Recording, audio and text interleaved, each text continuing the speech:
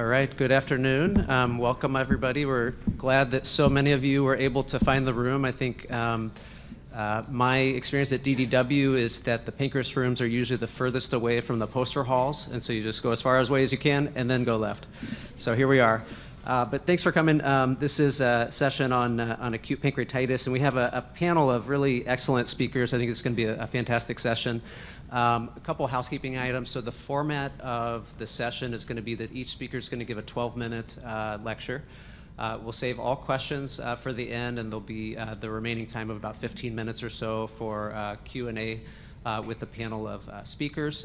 You can write your question down, keep it in mind, or you can also submit it to the online portal through the DDW app. So it's my honor to be able to invite Dr. Maysam Abu-Aheja from University of Cincinnati. She'll be talking on the diagnostic criteria for acute pancreatitis and specifically addressing the question, is there room for improvement?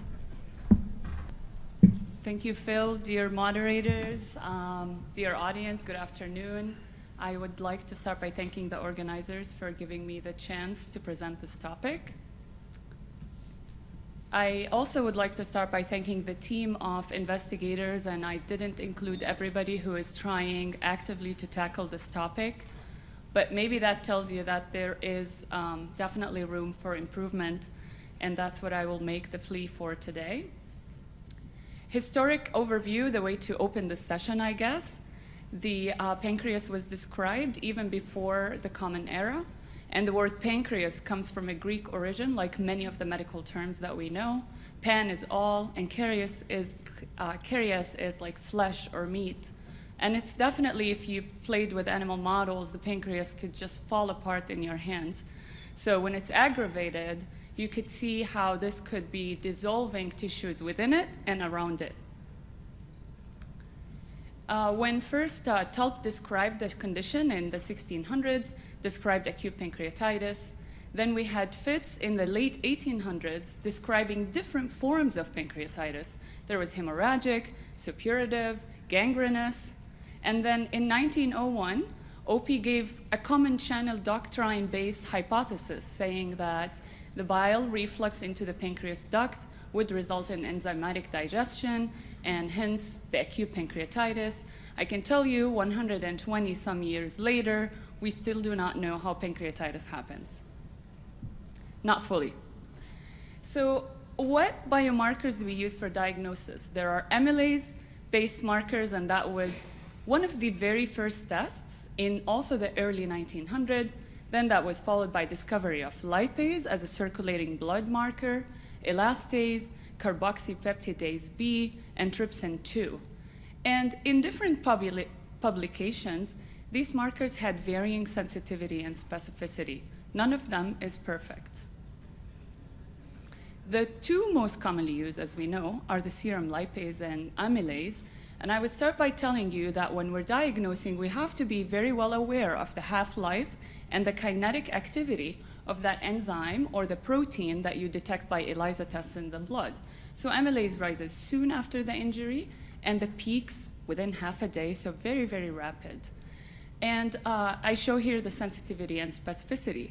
Compared to lipase, it has a later onset of rise, and the peak is usually after a full day, but it also circulating lipase from a single episode could last up to 14 days in the blood.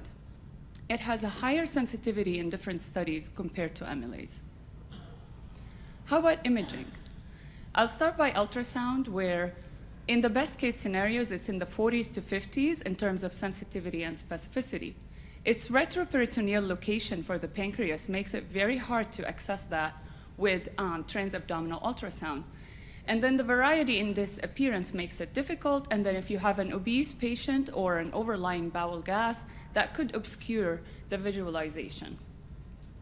CT has a better sensitivity and specificity, albeit we have to know that if you're looking for complications, such as necrosis, these are later manifestations on those imaging. And it's best done with a contrast-enhanced CT to find them, but then you have to account for the radiation exposure.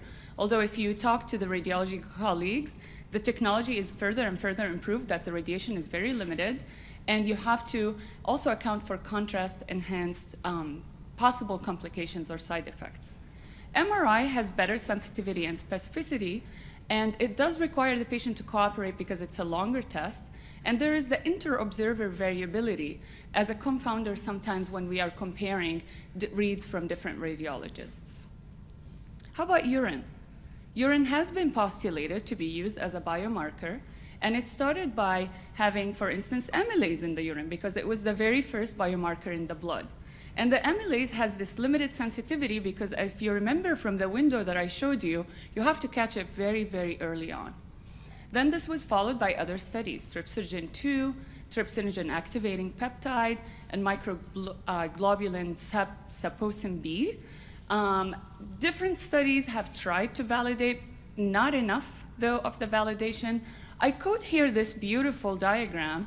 It is actually now a urine-based test. It's a dipstick test in Europe. I learned about it at the EPC meeting last year.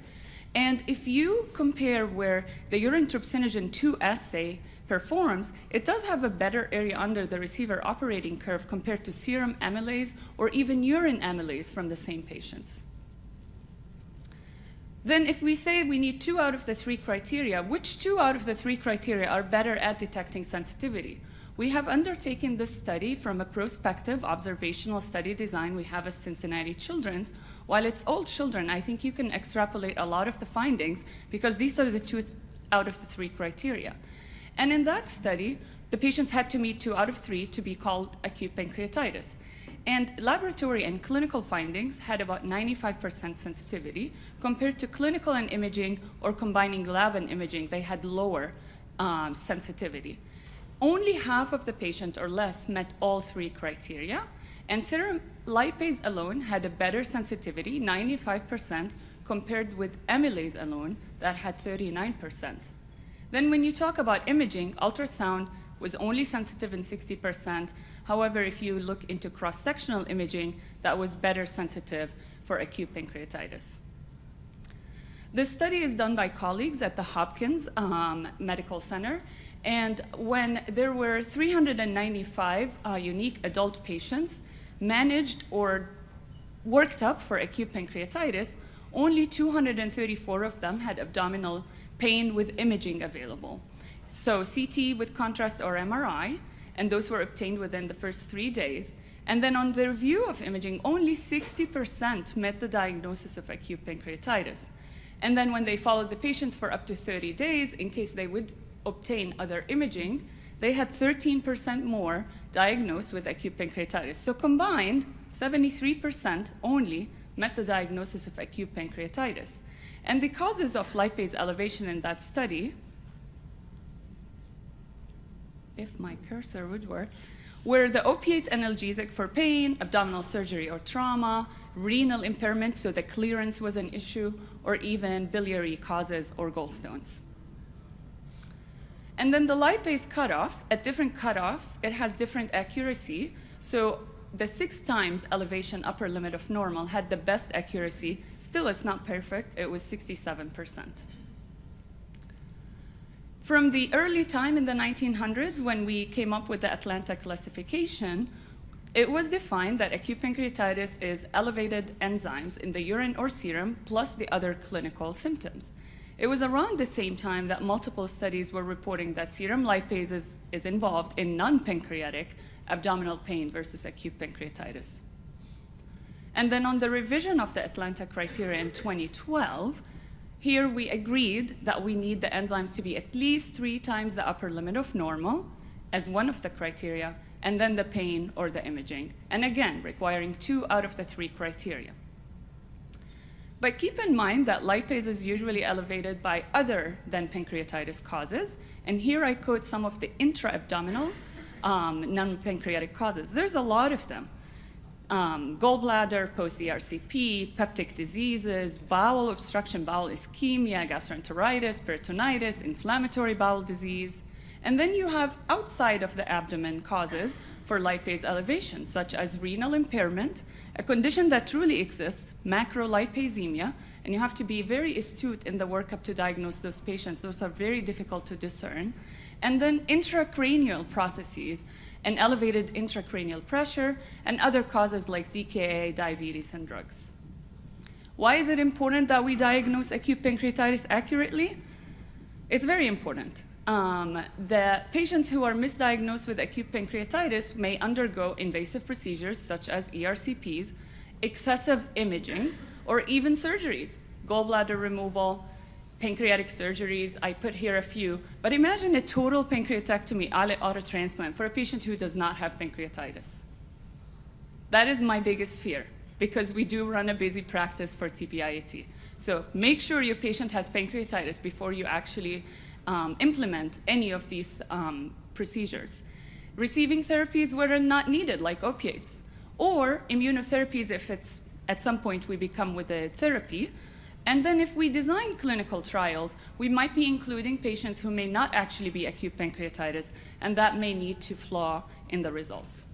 So is the diagnosis for acute pancreatitis as an area for room for improvement? I would say the answer is yes. And here I would like to finish by telling you about our study where we incorporated a urine proteomics approach to investigate what are the best marker to diagnose acute pancreatitis. And in doing this, it was all children. We had a discovery and a validation cohort. We had acute pancreatitis upon presentation and collected urine. And we had chronic pancreatitis patients not in a flare. We had extremity fracture as controls because we wanted to study pain markers, and we had healthy controls. And then doing the mass spec experiment, we did derive quantitative proteome, and then we did the validation through targeted proteomic analysis, and then we incorporated machine learning models to really develop the biomarker discovery. So some of our results that we were very excited about were that we were able to find or qualitatively see over 2,000 proteins. Quantitatively, we were able to quantify about 1,700 proteins in a human proteome. And some of the results that I show here, this is being under reviewed right now. So it is that if you call the acute pancreatitis against all the other groups, on the right axis is the elevated protein markers, and the left axis is downregulated. And we do see 373 proteins differential between acute pancreatitis and the other groups. But the cell2A really did pique our interest. And then if we zoom in on the top 5 differential proteins, the chymotrypsin-like elastase 2A was highest in AP compared to the other groups, followed by C-reactive protein, regenerating islet-derived alpha, actin-binding protein, and pancreatic alpha amylase, which is AME2A. It's an isoform of the amylase. It's not the exact amylase that you measure in the ELISA. And then incorporating machine learning models, we did show first that cell2A was elevated 61 folds in the urine compared to amylase that was only 2 folds. That's the one that we showed in terms of the differential. But if you combine markers, you actually could improve the accuracy of diagnosing acute pancreatitis. So where are we going with this? We do need additional validation studies to evaluate the role of urine elastase 2A as a biomarker in comparison to serum lipase among children and adults. And we are actively rolling this to adult cohorts. We also need to find a way to combine these biomarkers to differentiate lipase leak syndromes, for instance, and really identify acute pancreatitis as a point-of-care test. And by that, I thank you all. Thank the team that works tirelessly at Cincinnati Children's for this and all our collaborators, and of course the funding agency, the NIH, for funding my work. And if I may finish with inviting you all to Pancreas Fest, that is a meeting that would be wonderful in Cincinnati. It's the 19th annual of it, and I promise you, you won't be disappointed. Thank you. Thank you so much for that wonderful talk. Our next speaker is Dr. Georgios Papachristou, who's the professor of medicine, the Floyd Berman Endowed Chair of Gastroenterology, and the division director of GI at The Ohio State University. He's speaking today on predicting the severity of acute pancreatitis. Thank you so much. First of all, thank you to the AGA for really bringing together this beautiful symposium that has pediatric and adult pancreatology and has speakers throughout the world.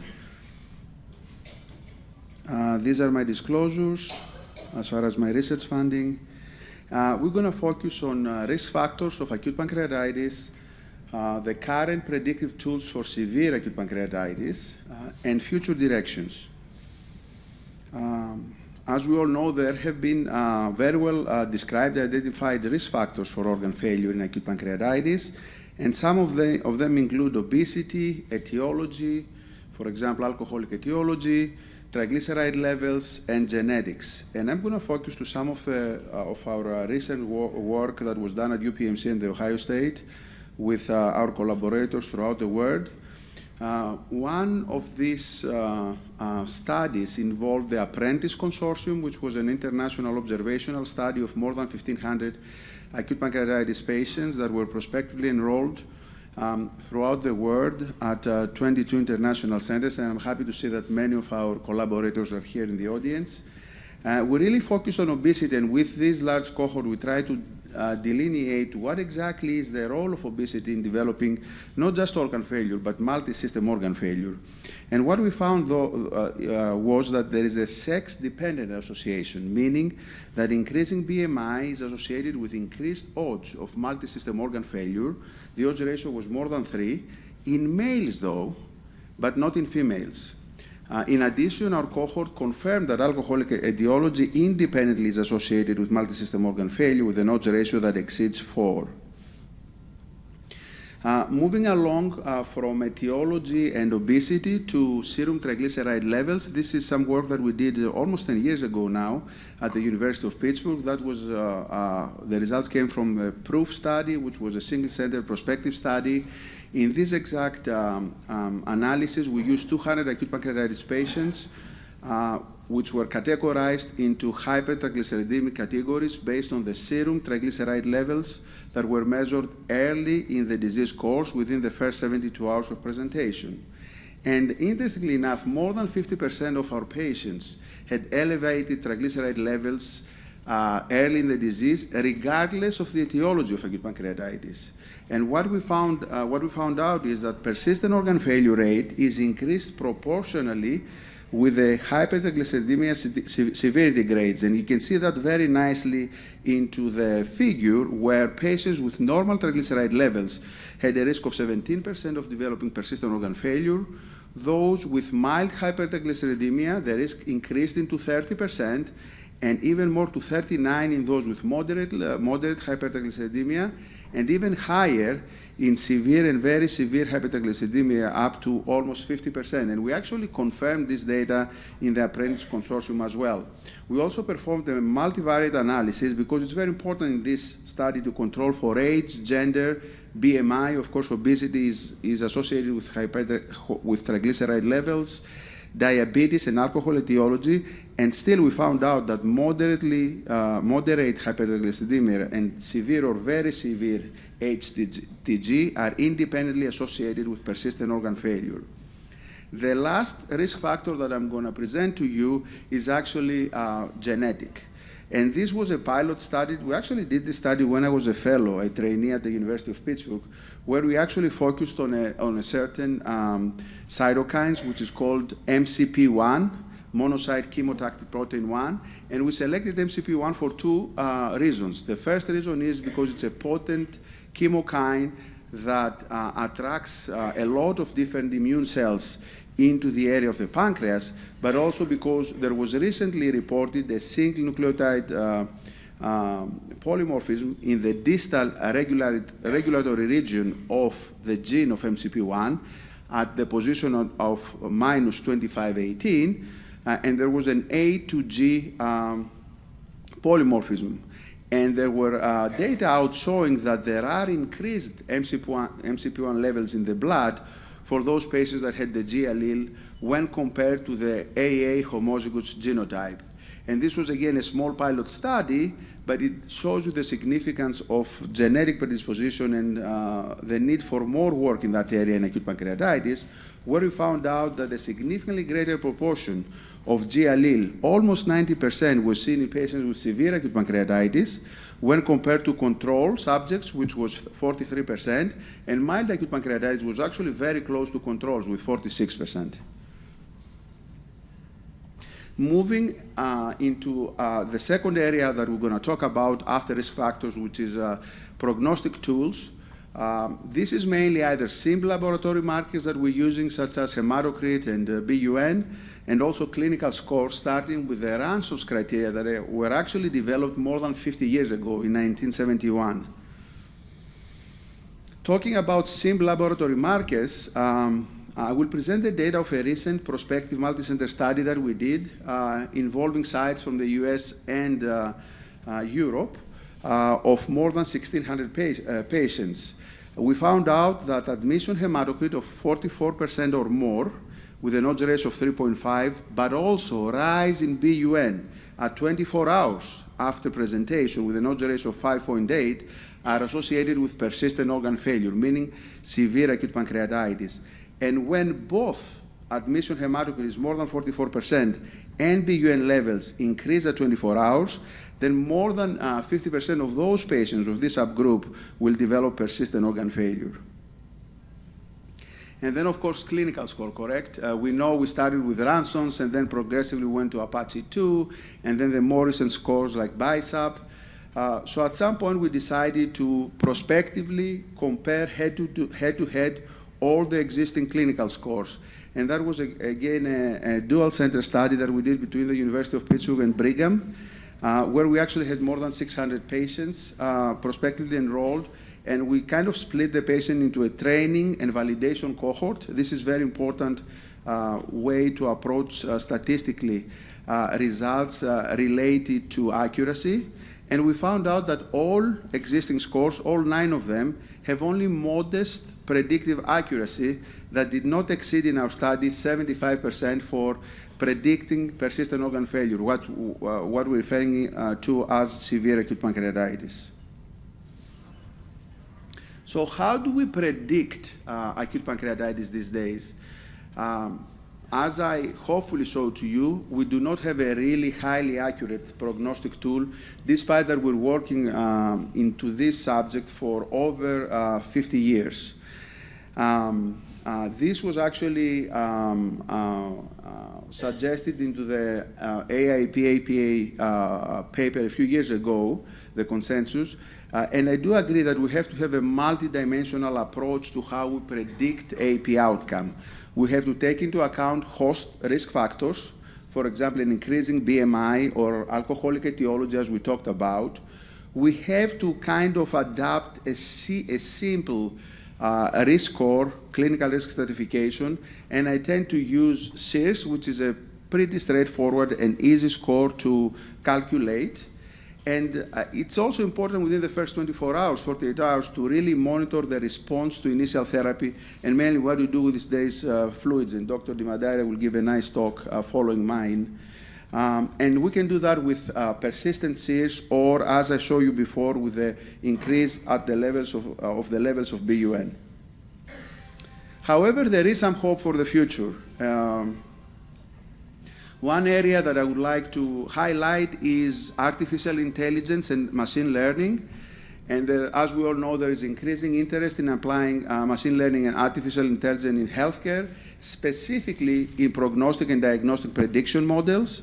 And recently, there was an international study published from the Hungarian Pancreatitis Study Group, which actually a huge effort, as you can see, a study that involved almost 5,000 subjects, again, with a training and validation cohort. A prediction model was actually created based on this data using machine learning. And the investigators identified that the 6 most influential variables for severity were gender, age, respiratory rate, temperature. So as you can see, a lot of straightforward variables, and then also abdominal muscular reflex and glucose level. And based on that, they developed the EASY prediction score that is meant to be a practical tool for identifying high-risk patients for severe acute pancreatitis within hours of hospital admission. And now they have developed a web application, which is available to all clinicians around the world. And actually, it's very easy to create an account and log in, and you can actually enter your own data into this web.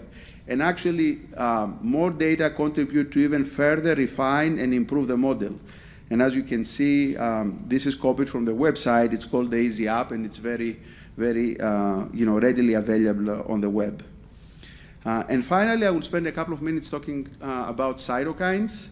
Again, as we said, laboratory tests and clinical scores has served us significantly in research, but they have reached their maximal efficacy in predicting clinical acute pancreatitis outcomes, and their accuracy is only modest and does not exceed, as I showed you before, 75 or 80%. How about cytokines? Cytokines are very important in the early steps of the inflammatory response that happens with acute pancreatitis because they are critical for chemotaxis. They also attract and activate monocytes and neutrophils. And when monocytes and neutrophils are activated, then we have the inflammasome, we have the neutrophil-enhanced traps, we have the damage associated molecular patterns that we all know that they are very important in the initiation and progression of the systemic inflammation. So this is a hypothetical model that we developed a few years ago, and as you can see in this figure, we kind of divide into three time-related areas: the local inflammation into the pancreas, the systemic inflammation, and then the end organ dysfunction. And as you can see, the local inflammation, going from the local inflammation to the systemic inflammation, there are different pathways that can be involved. One of them is adipose tissue lipolysis, and potentially a marker of that can be resistin. Another pathway is the innate immune system response, and we know that TNF-alpha or IL-8 can be relevant. And of course, the microvascular dysfunction with the vascular leak syndrome with angiopoietin-1, the early organ injury with hepatocyte growth factor. So as you can see, the cytokine panel actually can be predictive earlier than the conventional labs and clinical scores that we actually have been using for years that mainly reflect end organ dysfunction, correct? Rather than the systemic inflammatory response itself. And I'm going to wrap it up. So we tested several cytokines through a multiplex panel. That was a prospective single-center study that we did at the University of Pittsburgh, supported by VA Merit Review Award. And again, we used a derivation cohort to select 5 of those cytokines that they were not only statistically significant, but they have a mechanistic role into the different pathways of pancreatitis, and then we validate them separately in an independent cohort. And as you can see, all 5 of them were significantly elevated in persistent organ failure compared to mild and moderately severe pancreatitis.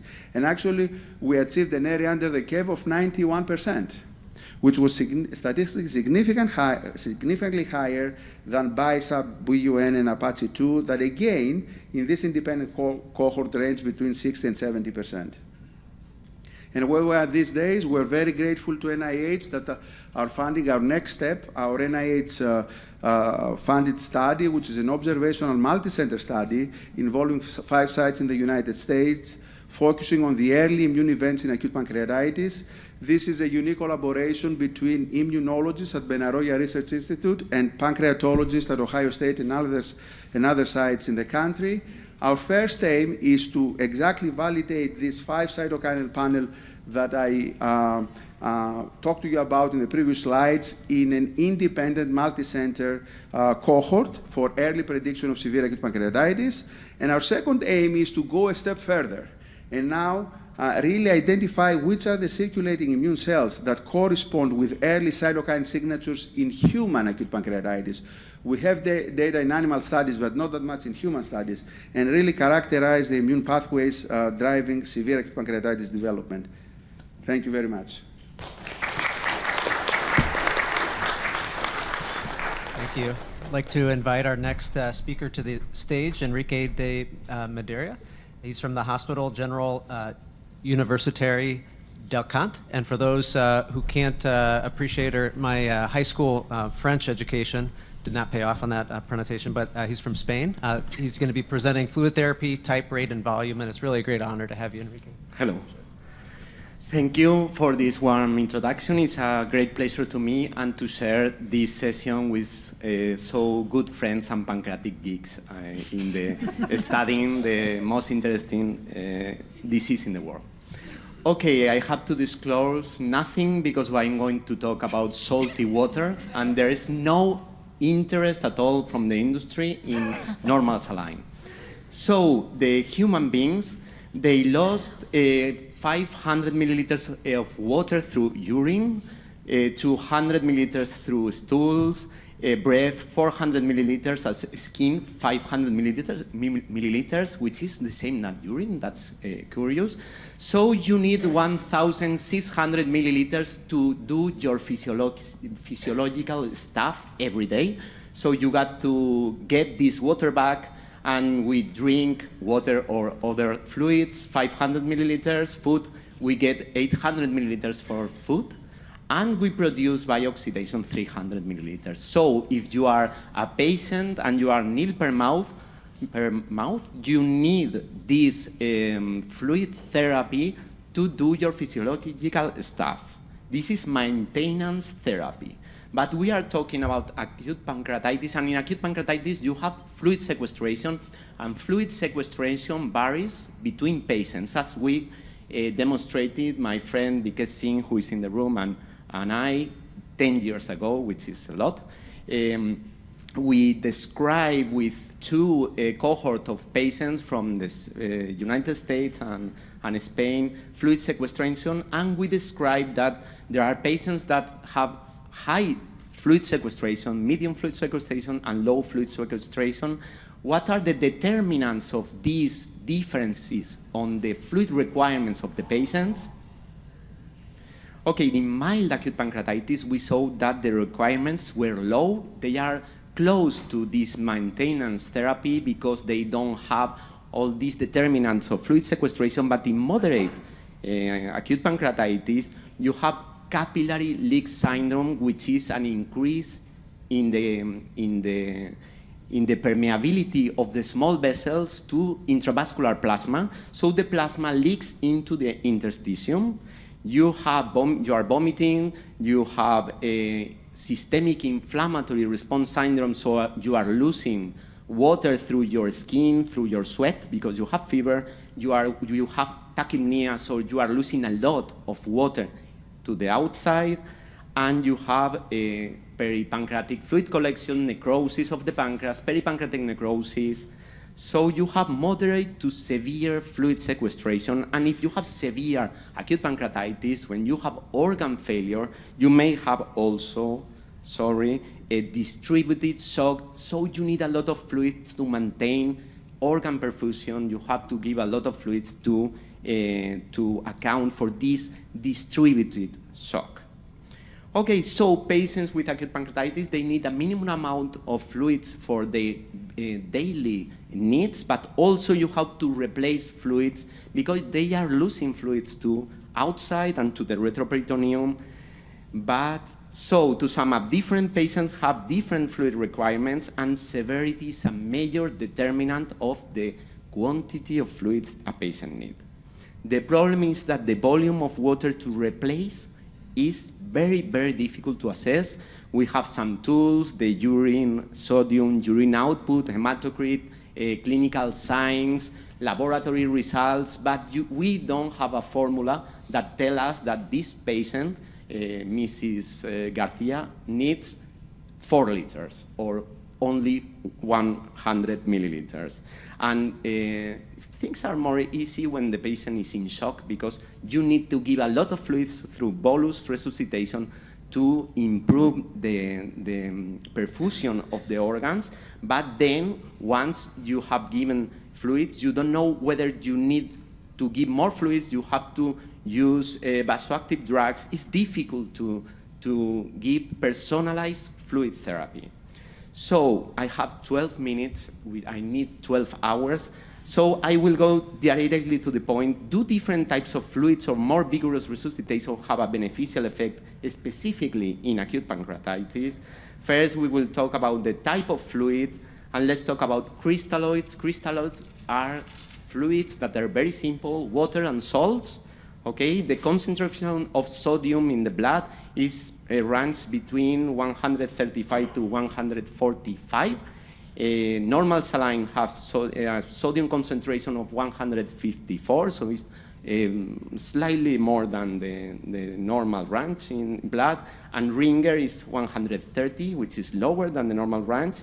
And regarding chloride, in blood, chloride ranks from 94 to 111. Saline is 154, which is a lot. And Ringer is between this normal rate, it's 109. So if you use a lot of normal saline in your patient, you may induce an hyperchloremic acidosis. But the real clinical consequences of this kind of acidosis, that you need a lot of fluids to have this, is not well understood, is not well known.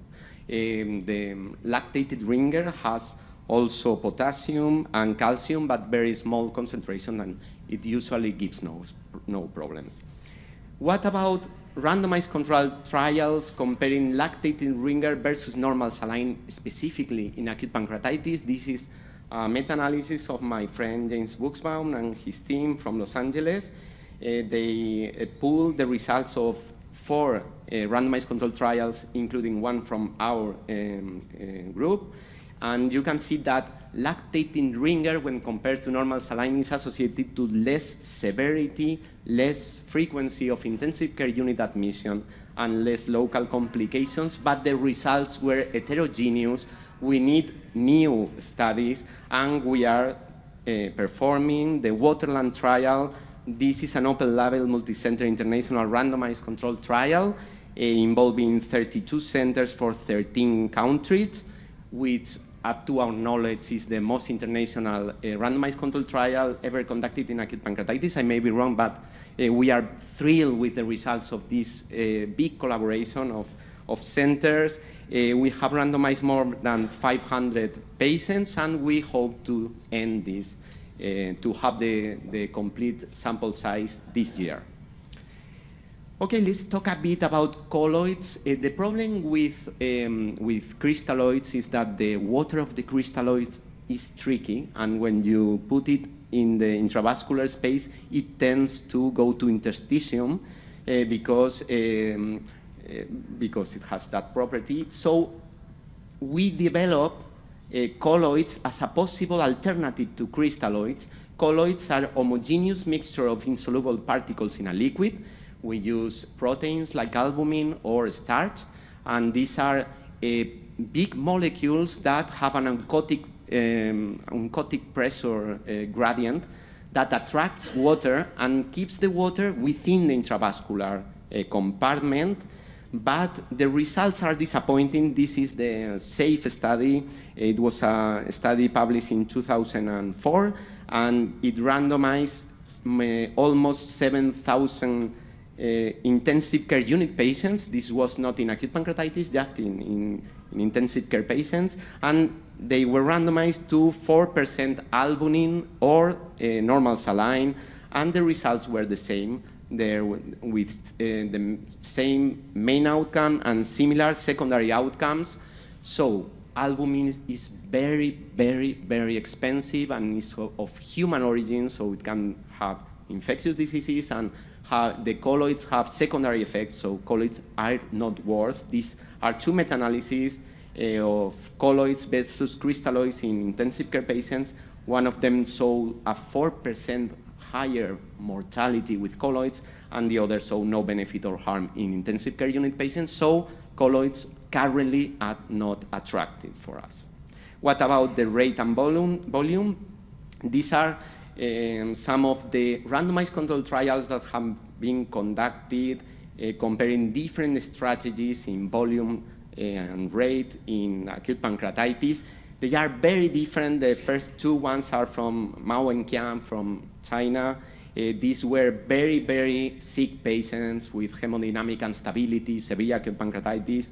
The study by James Buxbaum with no SEERs at baseline, so predicted mild acute pancreatitis, and one from Mexico and one from Thailand with different population of patients.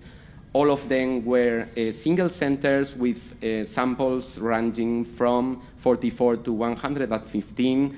There were different arms, and the results were very heterogeneous, with the Chinese ones showing that if you are very aggressive with people that are very sick, they die. So it was against aggressive fluid resuscitation in very sick patients. In the Buxbaum paper, aggressive led to a quicker clinical improvement, and in the other two, there were similar results between both.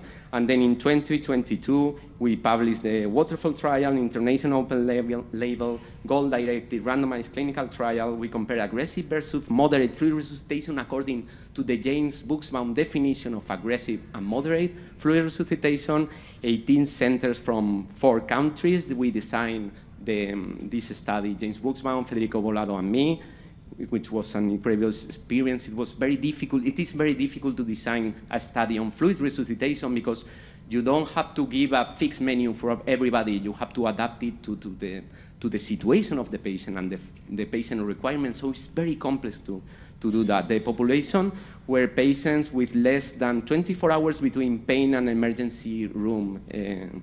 And arriving to the emergency room, less than 8 hours between diagnosis and recruitment, and no criteria at baseline for moderate to severe acute pancreatitis. We randomized them to aggressive fluid resuscitation, 20 milliliters per kilogram bolus, followed by an infusion of 3 milliliters per kilogram per hour, or moderate, an infusion of 1.5 milliliters per kilogram per hour, and only in those patients with hypovolemia, we use a bolus of 10 milliliters per kilogram.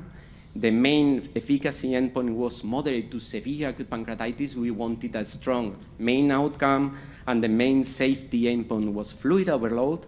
And these are the results. All the efficacy outcomes were worse in aggressive fluid resuscitation, but the differences were not statistically significant. But regarding safety endpoints, fluid overload happened in 21% of patients receiving aggressive fluid resuscitation, which is a lot, versus 6%. This was significant. Also dyspnea and fluid overload signs. So we had to stop the study for safety reasons. So let me conclude that fluid therapy involves maintenance and replacement. Requirements are not easy to calculate. You must rely on several clinical and analytical parameters. Colloids are not worth currently. Lactated ringer may be associated with improved outcomes, but new studies are needed. We are thrilled to analyze the Waterland trial. Being aggressive seems to be harmful, and this is a general advice in human behavior and human things. Don't be aggressive, my friends. And I want now to thank all the Waterland collaborators, because this is a very interesting collaborative initiative, and with your friends you can answer any question in medicine. Thank you very much for your attention.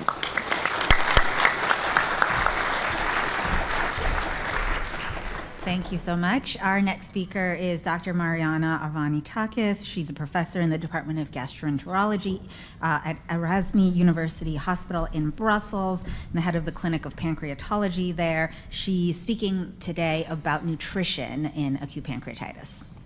So thank you very much. I'm also thrilled to be part of the Pancreas Geek group.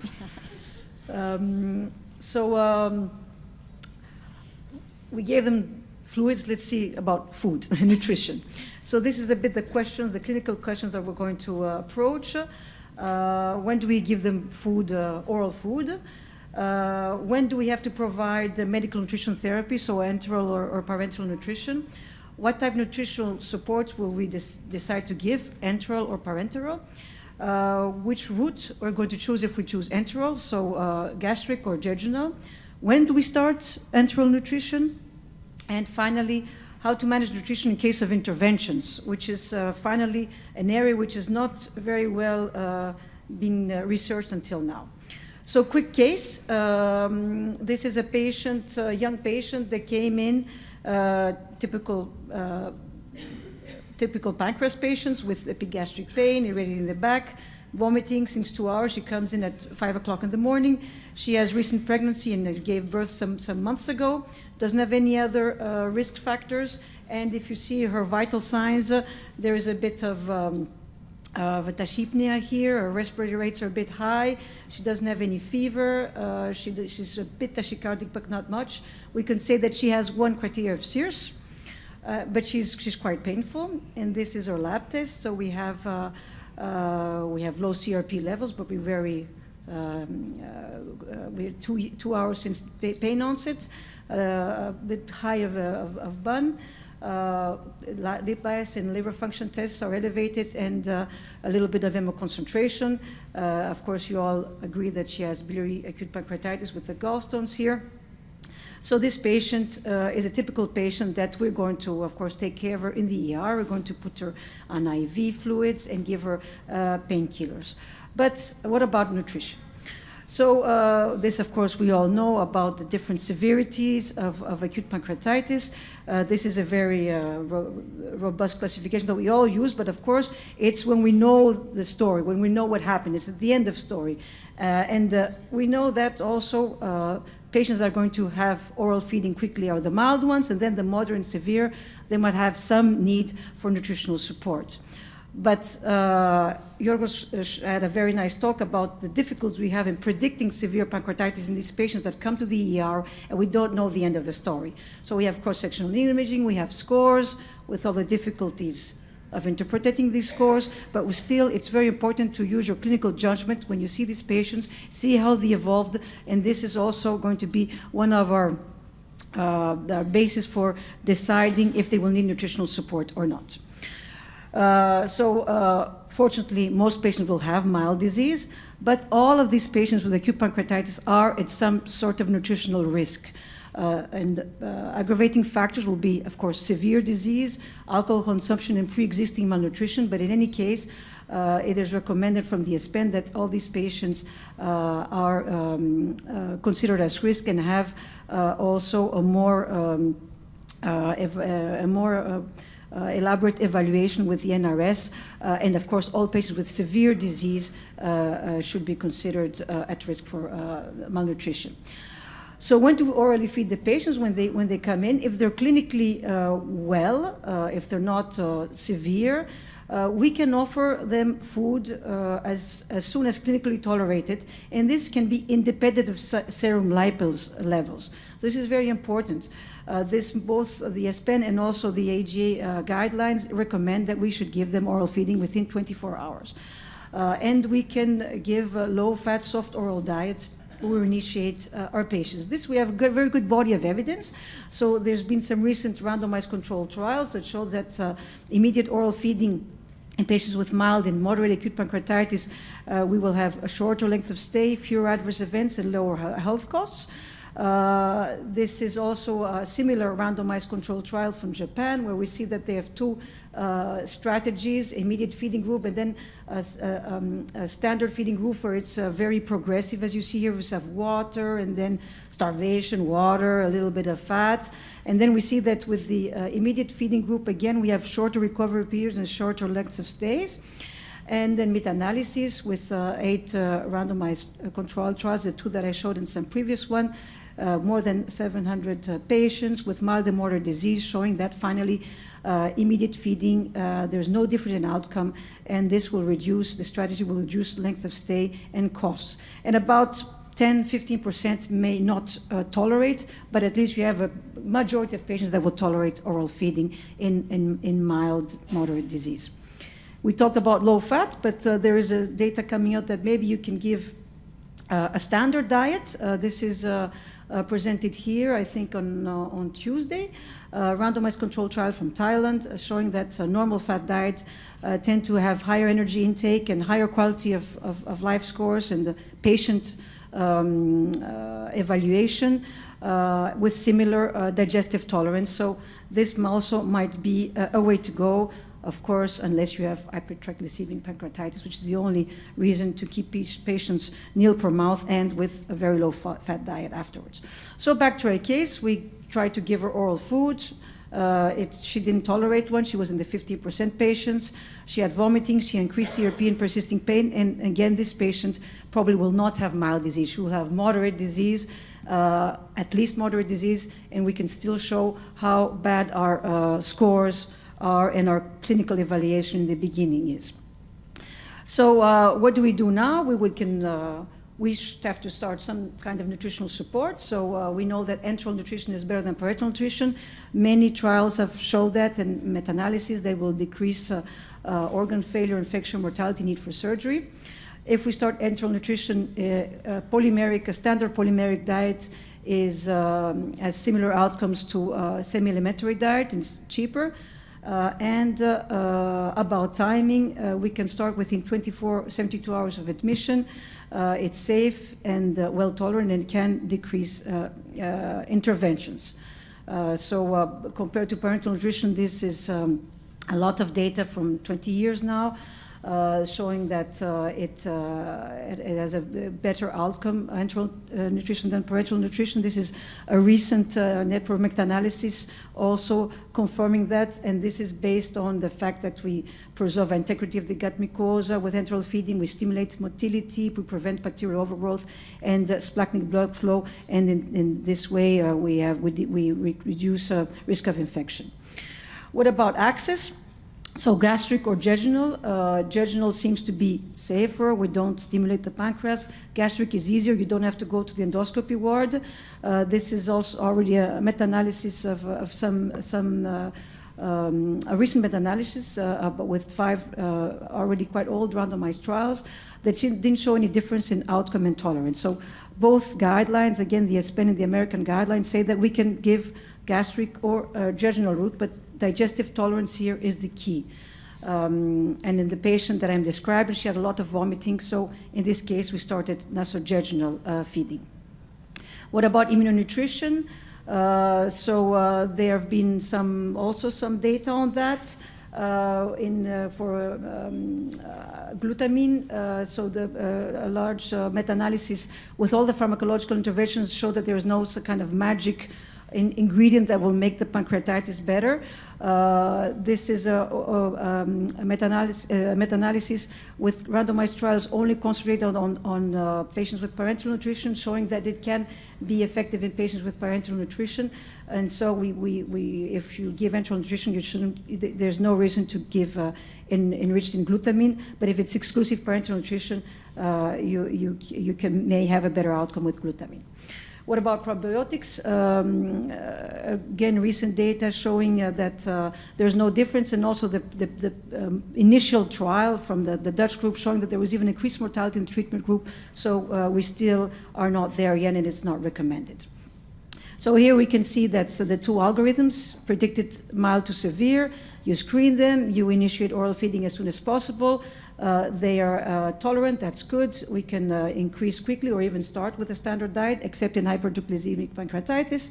And also patients are waiting for cholecystectomy, making fries and mayonnaise is not the best regimen for them. And if they're intolerant, then we'll start enteral nutrition, and we will prefer nasojejunal if there is a digestive intolerance.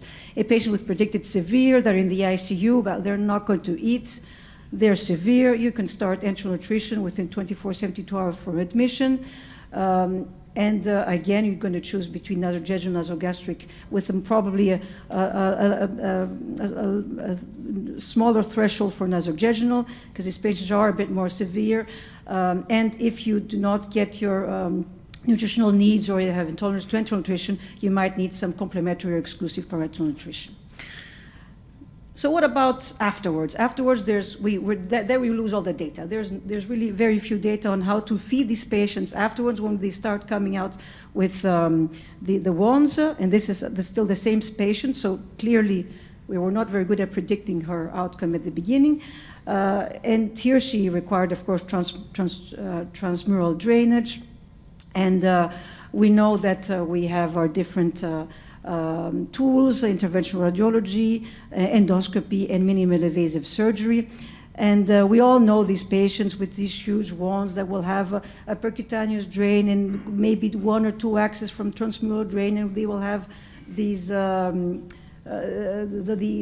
LAMs or the plastic stents with the nasocystic catheters that are going to infuse a lot of liquid. So these are different patients than the one you see in the first 14 days of the admission. And so here we don't have too much data, but it's a lot of common sense. These patients, if they're well clinically, if they don't have a gastric outlet syndrome, they don't have vomiting, they can eat. It's not. In a lot of the studies dealing with the step-up approaches, patients were eating and had tube feeding as well. If they cannot be fed orally, probably we'll give them a nasojejunal tube enteral feeding, and of course, if necessary, we'll give them complementary parenteral nutrition. And this is again is common sense. We give them enteral feeding, but sometimes when they have gastric outlet syndrome, when the stomach is gastropyretic, when they're really uncomfortable, we want to have a concomitant gastric discharge. And we have these special tubes that can provide enteral feeding and a gastric discharge at the same time. So this is an algorithm that we use in our center, where if the patients have just a simple transmural drainage and they don't have any gastric outlet, we can provide the enteral feeding by nasojejunal nasogastric tube. But you have any symptoms of gastric outlet, or if you have the nasocystic catheter with perfusion, in these patients we also like to have a concomitant gastric discharge. It's interesting to see that these patients really need nutritional support, and this can be also offered after they have left the hospital at home, and sometimes they go home with PEG-Js and even parenteral nutrition if this is difficult. So these patients are really severe, and we still need more data on that.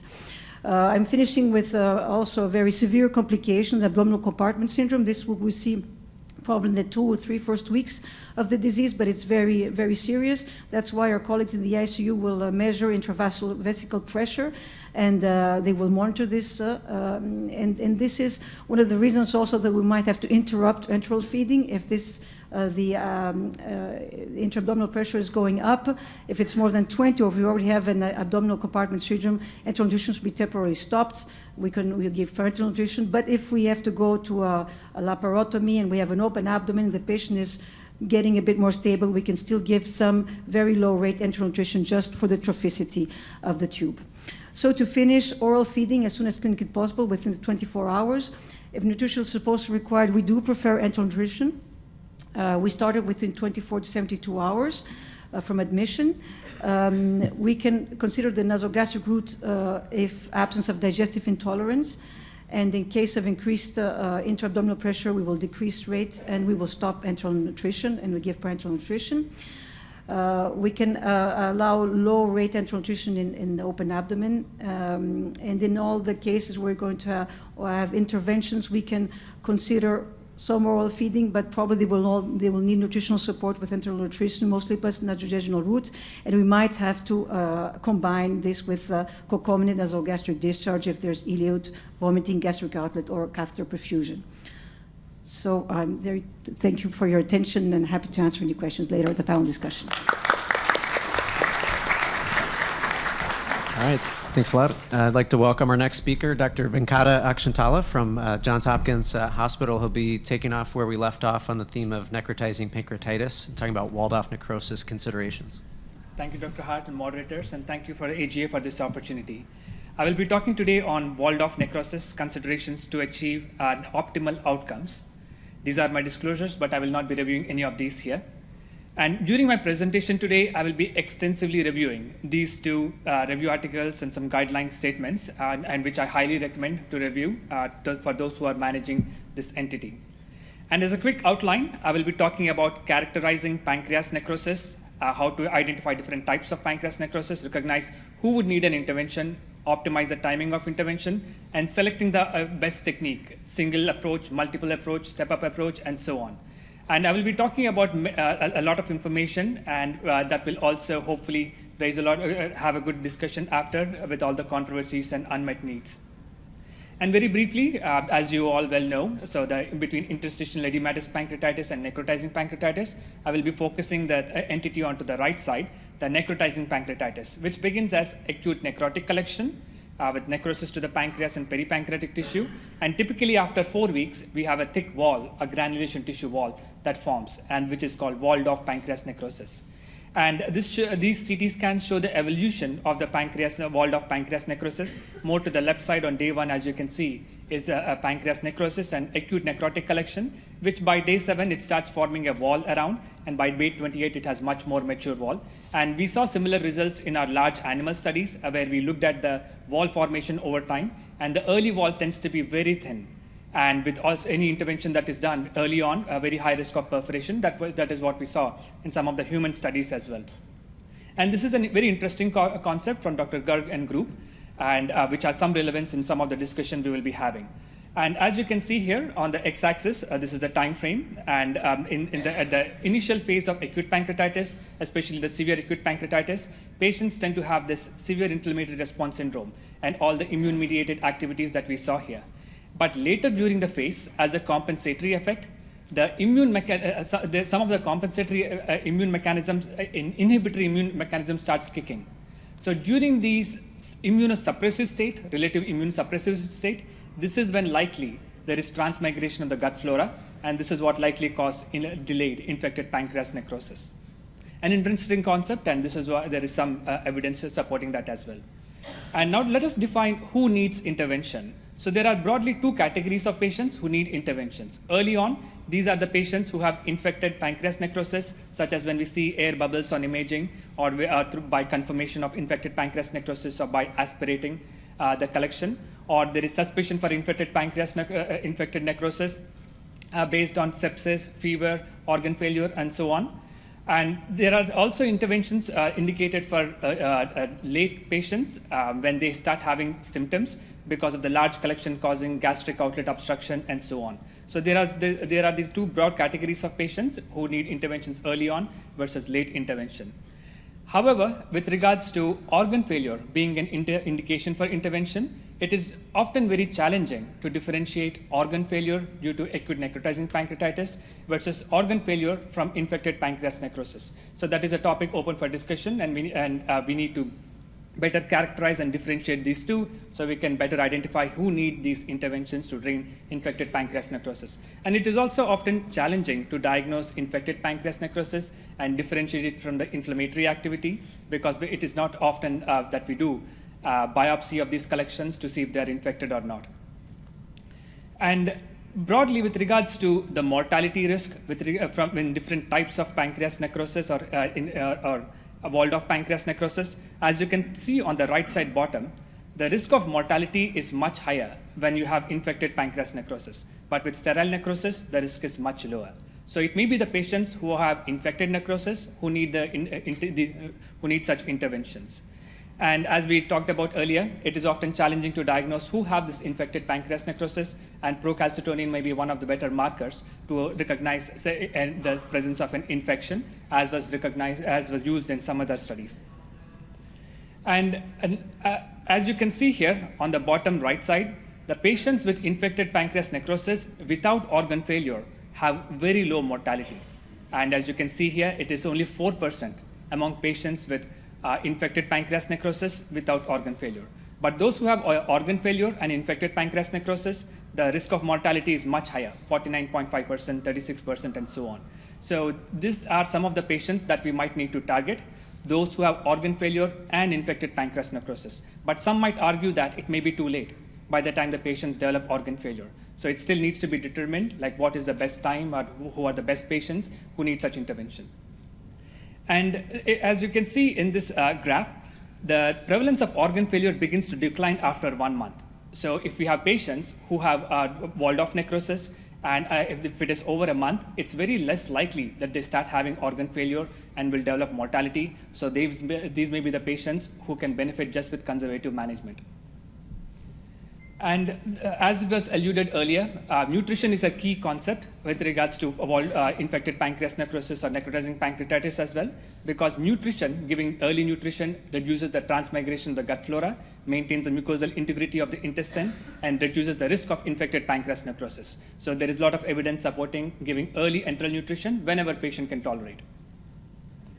And with regards to optimizing the timing of intervention, there has been a lot of literature and evidence supporting delaying the interventions as long as possible, and as was reviewed earlier also, it takes some time for the granulation tissue wall to form. If we try to intervene early on, we may cause damage to the granulation tissue wall. Yes, this time might be different in different patients, but in general, the longer we delay, the better. And that was the basis for this step-up approach, where this landmark trial many of you are aware of, compared step-up approach versus open necrosectomy. And as we can see here, the median days for intervention was around 30 days.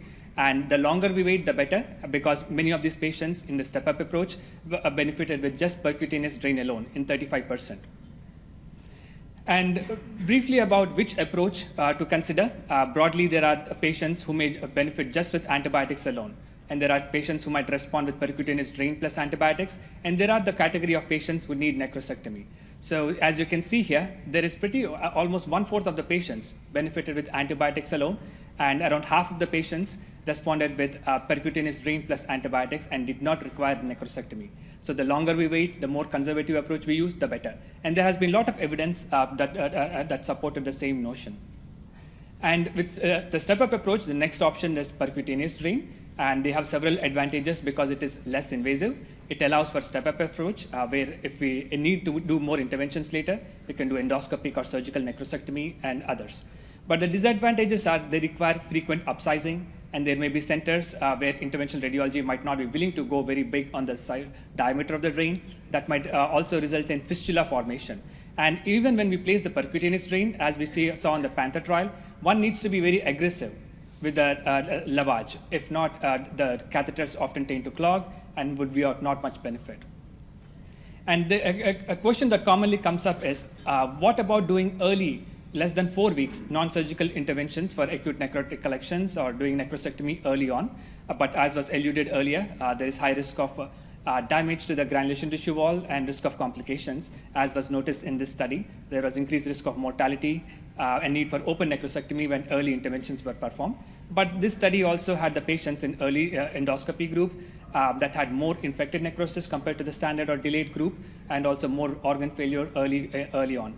But there is one more study that looked at something similar, early versus delayed. And in this study, they noted that the longer they waited, the better were the outcomes. 39% of the patients in the postponed drainage arm resolved with antibiotics alone. And postponed drainage resulted in fewer mean procedures than intermediate group. But as you can notice still here, it's around 3 to 4 procedures on an average that any patient with need for necrosectomy. And this is the overview of the step-up therapy, as you are aware. And many of these patients, even with infected necrosis, might benefit with just antibiotics alone.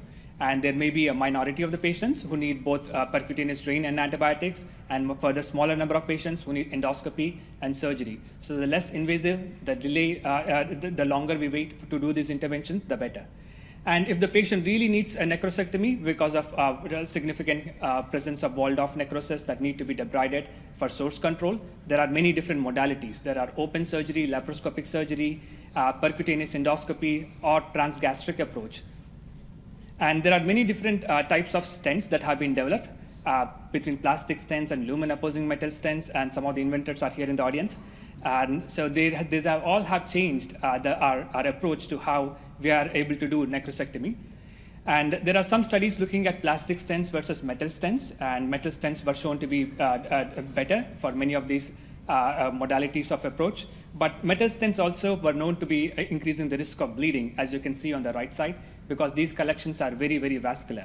And if a bleeding happens, they are very difficult to manage.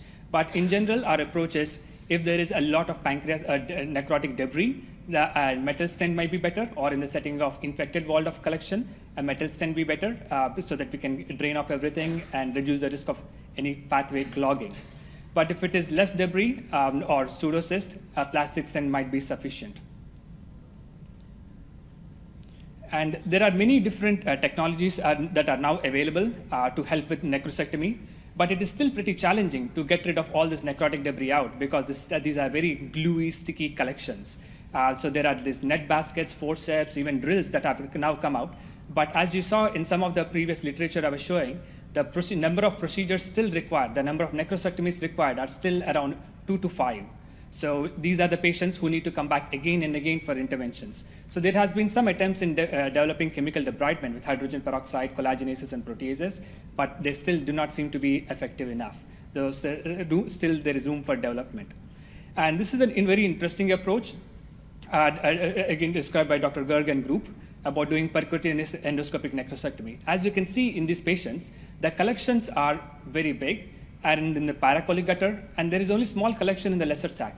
So these are collections that are very challenging to be accessed by the transgastric approach. So these are the patients who might benefit from percutaneous endoscopic necrosectomy or VARD or similar other approaches. And this is a combination described by the same group using VARD and percutaneous endoscopic necrosectomy when the collections are so far from the stomach, and so endoscopic necrosectomy is not possible. So here the surgeons are using ports and doing VARD procedure and removing as much debris as possible. And for some of the debris that is stuck in some of the corners, a percutaneous endoscopic necrosectomy is done at the same time. And this might also reduce the number of interventions the patient might need to undergo. And the previous review I described very nicely talks about how to select which type of intervention to consider based on the location of this collection. And very briefly, as we saw earlier, there has been a paradigm shift. Previously, it was all open surgery. Now it is all minimally invasive approach, maybe just with antibiotics or percutaneous drain, and very few number of patients might be requiring endoscopic necrosectomy. And in conclusion, so define the collections. Most collections organized by around 4 weeks. Some may encapsulate much sooner, or some might be encapsulating much more delayed. And some patients, those who have signs of infected necrosis, would need the endoscopic necrosectomy and delay as much as possible and consider enteral nutrition. Percutaneous drains and antibiotics alone might be adequate in most of the patients and consider step-up approach. And a drainage with endoscopic transmural drainage might be necessary in some patients, and very small number of patients might require a debridement technique. And more technologies are being developed to assist with debridement, and there is still room for percutaneous necrosectomy or VARD procedures among collections which are very difficult to access through endoscopy. Thank you.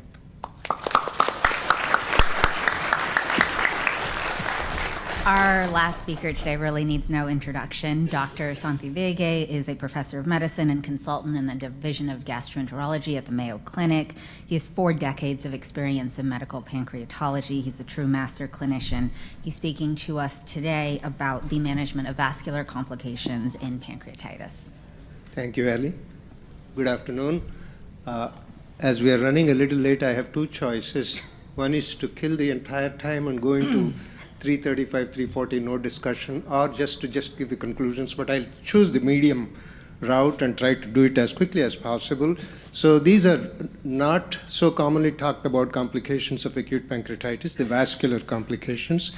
And these are my disclosures. Almost all of them are federal grants, except royalty for up-to-date. The outline would be the frequency of these complications, risk factors, clinical presentation, diagnosis, intervention, and outcomes.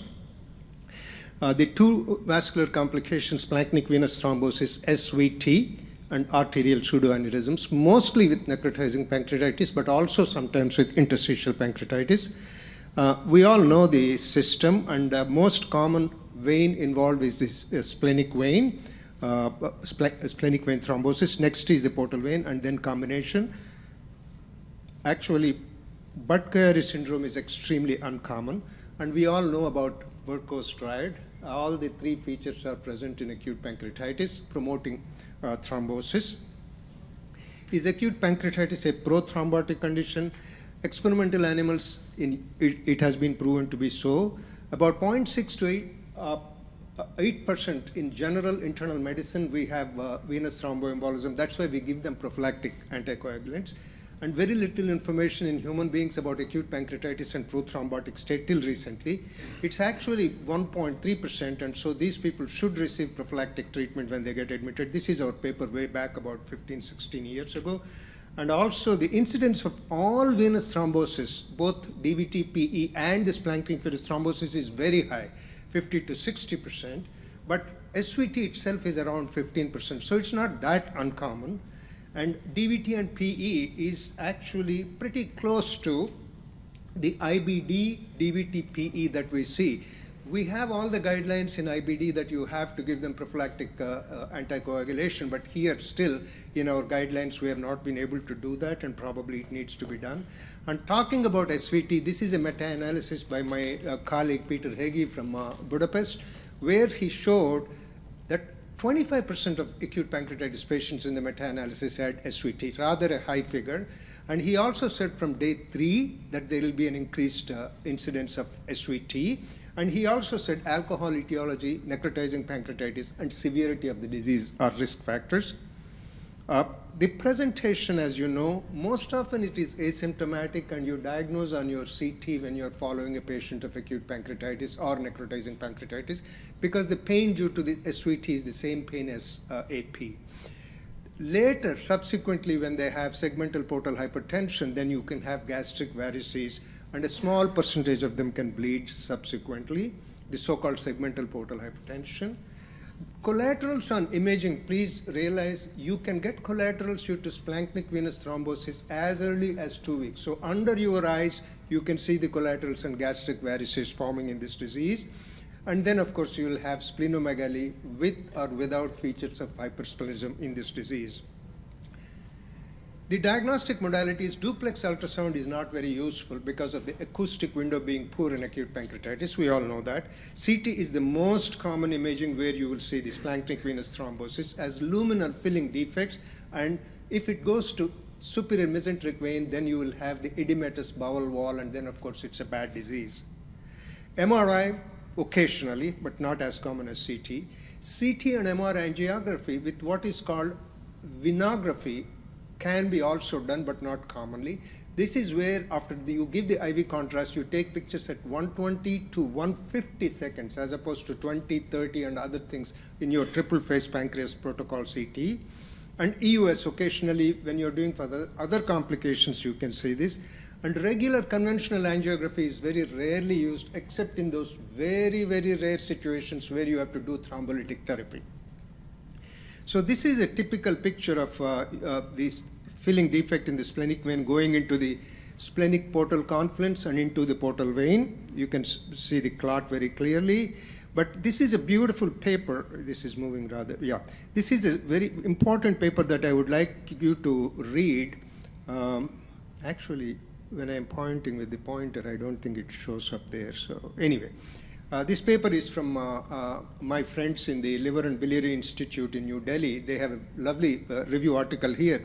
You can see the arrow showing the splenic vein thrombosis, and then a white arrow showing the portal vein thrombosis, and also see that area of the portal vein thrombosis looks white, the liver. This is because hepatic arterial compensation takes place, and then there is more perfusion, and that's why that's looking white. But this is a very typical example of SVT. The treatment modalities for SVT, commonest is low molecular weight heparin. And now actually we are getting more and more comfortable with direct acting oral anticoagulant, DOACs or NOACs, whatever you call. And it is generally agreed that you give for 3 to 6 months like any thrombosis where you have a known cause, which is reversible. The other modalities are very uncommon. Thrombolytic therapy with various modalities, thrombectomy, percutaneous or open, endoscopic glue therapy for gastric varices, and splenectomy for hypersplenism. There is this excellent review article written by my younger colleague Kochar and his group from my previous alma mater, Postgraduate Institute, Chandigarh, India, where excellent article. I would like all the younger colleagues to read this. They said isolated stable splenic vein thrombosis, you don't have to anticoagulate, but many people differ with it because if you have ongoing necrotizing pancreatitis and necrosis is ongoing, it may progress to portal vein or superior mesenteric vein, and you don't want that to happen, so it is better to actually start anticoagulation. Whereas once you have it in the portal vein or SMV, you have to start them on the therapy. Meta-analyses are very strange. At the same time, within 2 years, you will see 2 or 3 meta-analyses completely giving opposite results of the same 15 studies you studied. I never understand why it is so, but I'll tell you why. Here, you can see it. This is my friends from Dutch group. They have done this meta-analysis, and they said there is no enough evidence of any benefit by giving these people anticoagulants. And they said all studies are very poor quality. Actually, one of the earliest series in this particular thing was from my group way back about 20 years ago. So obviously they said it's a very poor quality study. It's a retrospective study, but that's okay. Many people said that. So then I have my friend Enrique Di Madaria from Alicante, Spain, sitting here in the second row there and nodding his head. So this is the big study that he looked at 1,655 patients. Very important information. 3.6% had SVT in acute pancreatitis. Males, younger age, alcohol smoking, risk factors for this particular thing. The risk increases gradually with extension of the pancreatic necrosis and the collections. It results in longer hospital stays, so morbidity is a problem, and invasive treatments happen. And resolution with anticoagulation happens in 55%, whereas it's only 30% if you don't give anticoagulation. And this also shows that anticoagulation is safe, no extraordinarily bleeding complications. So these two meta-analyses are slightly different. So the take-home point for SVT is it's not at all uncommon, associated with adverse outcomes, anticoagulants for 3 to 6 months, no increase in bleeding, increased recanalization of the splanchnic venous system, decreased complications, but no mortality benefit. There is no mortality benefit by giving this. And if you have SVT in mild interstitial acute pancreatitis, my viewpoint is that it will place it immediately into moderately severe category, even if it is interstitial pancreatitis. Okay, next is the pseudoaneurysms, the second part of the talk. And just to brush up our memory, I know you're all very good. On the left, you have the true aneurysm where you have all the three walls, intima, media, and adventitia. And on the right, you have pseudoaneurysm where you have only the thin outer wall, adventitia. So it doesn't take much for it to rupture. So that's the most important thing. The moment you see it, you have to treat it. And also, actually, you know the saccular aneurysms, fusiform aneurysms, and dissecting aneurysms. These are the three regular aneurysms, not pseudoaneurysms. The dissecting aneurysm is somewhat similar to pseudoaneurysm, but the dissection takes place between intima and the media, so it is still the wall is a little stronger as opposed to pseudoaneurysm where you only have a thin adventitia, so more likely to rupture. The commonest is splenic artery, and next is gastroduodenal artery, particularly in acute pancreatitis. And here you see actually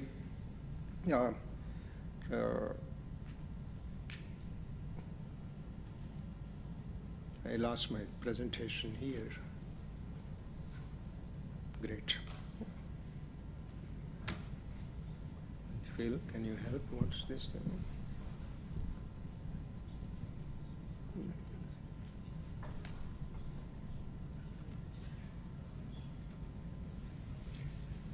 Anyway, as we are doing this technological glitch,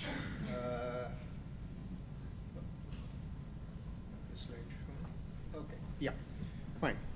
Sorry about that. So, splenic artery is the commonest, and pseudoaneurysms usually occur in about 1% of all comers of acute pancreatitis. But if you look at necrotizing pancreatitis, it is 6%. The pseudoaneurysms can be secondary to both acute and chronic pancreatitis, trauma, or mycotic aneurysms. In the abdomen, commonest cause is pancreatitis, and treat without delay. The moment you diagnose on the CT scan, you have to treat even if there is no bleeding because it's going to rupture.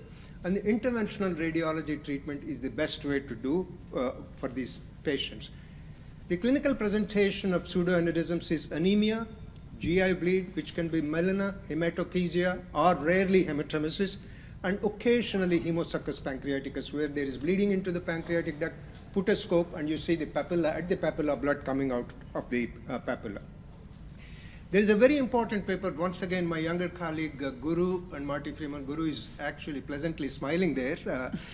This is a very, very good paper, and where they showed, a very important message here is that in necrotizing pancreatitis, they found about 6% of them had pseudoaneurysms, but placement of lamps, which we are now placing left, right, and center, is associated with increased pseudoaneurysm formation. And if that is the case, you may have to remove the lamps before your 3-week period, which is the cutoff that Orlando group has proved and everybody is following. But the important thing is that, these pseudoaneurysms, because of LAMPs, occur much earlier, within 3 weeks of necrotizing pancreatitis. So this is something which we have to think of. And the diagnosis of the pseudoaneurysm is usually by CT and CT angiogram. The rest of the things that I showed here are not so common. And conventional angiogram comes into picture when we actually decide to treat them with whatever IR therapy that we have to treat. So now you can see that there is this pseudoaneurysm on angiogram. You can clearly see the small aneurysm. Then EUS also can show the same pseudoaneurysm, and people have also injected coils with EUS route, although not the common route. And occasionally, when you put the side viewing scope, you can see from the papilla blood coming like this, hemosuccus pancreaticus, suspect pseudoaneurysm. And the treatment part, a little bit about treatment as the time is coming to a close. The interventional radiology treatment, embolization, is the treatment. What you do is go distal to the pseudoaneurysm, put the coil, come proximal to the pseudoaneurysm, put the coil, then you basically cut off the pseudoaneurysm blood supply and it just shrinks.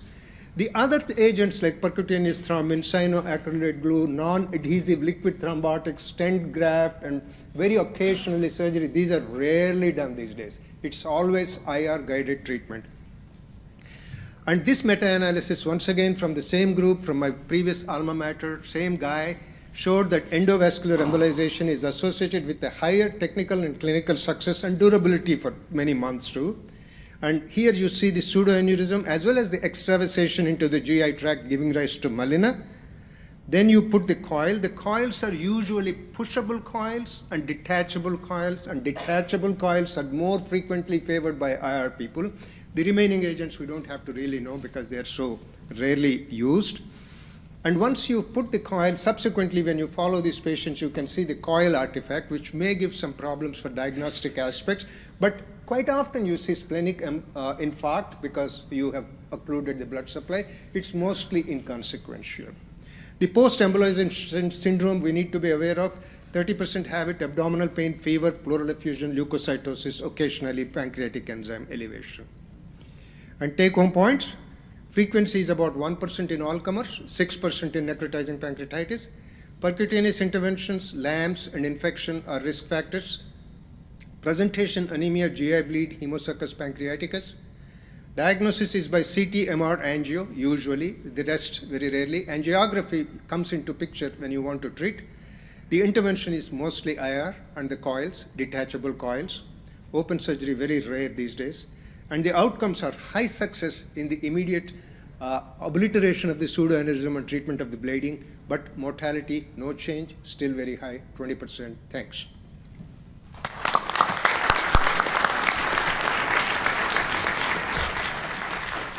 I think we'd like to invite the speakers up for the panel discussion. We have some questions. Yeah, and there's bad news and good news. The bad news is we have 3 minutes for questions. The good news is that all of these talks were excellent and given by experts in the field. So I hope you enjoyed this as much as I did.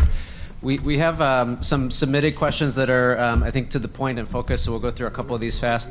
I'll ask the speakers to loiter afterwards, and so if you have conversations or longer involved questions, would ask you to come back and visit with the speakers. So the first question, Dr. Abu-Haja, you mentioned opioids and abdominal pain as a cause of hyperlipemia. Any thoughts as it relates to the mechanism behind that? Maybe from the physiology, the sphincter of Oddi, this kind of spasm. I think that's one of the postulated hypotheses, but I don't know that we fully know. All right. Next question, Dr. Papacristo. In regards to the 5 cytokines that you'd mentioned, you showed a conceptual framework with a timeline on the x-axis. When did the markers peak as it relates to the chronology? So actually, in our original study, the prediction is within 24 hours of presentation, the data. And then different markers peak at different time points. So there is a follow-up paper that we did on trends on how cytokines evolve over time. But it's usually within the first